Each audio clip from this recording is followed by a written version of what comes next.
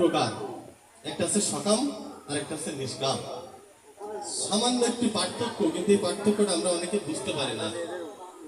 আসলে দেখুন, আমরা বিভিন্ন প্রকারের কর্ম করে থাকি জগতে, কিন্তু কর্ম করার সময় আমরা ভাবি কি জানেন, যে এই কর্মটা আমার 1 ঘন্টার ভিতরেই করতে হবে।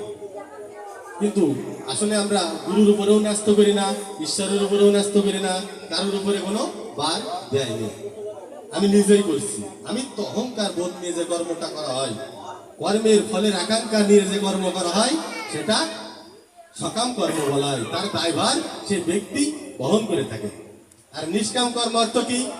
যে কর্ম আকাঙ্ক্ষা পরিত্যাগ করিয়া, ফলের আকাঙ্ক্ষা পরিত্যাগ করিয়া, হে প্রভু, তুমি আমাকে সৃষ্টি করেছো, তুমি আমাকে দিয়ে এই কর্মটা করাচ্ছ, তো আমি করছি প্রভু।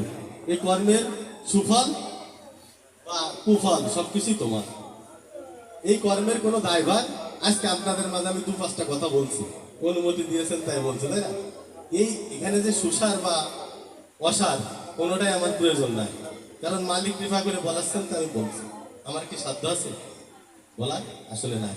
তা যাই হোক, আসলে দেখুন, এই আধ্যাত্মিক গ্রন্থ তো এই কথাগুলো বলতে গেলে অনেক গভীরে ঢুকতে হয়।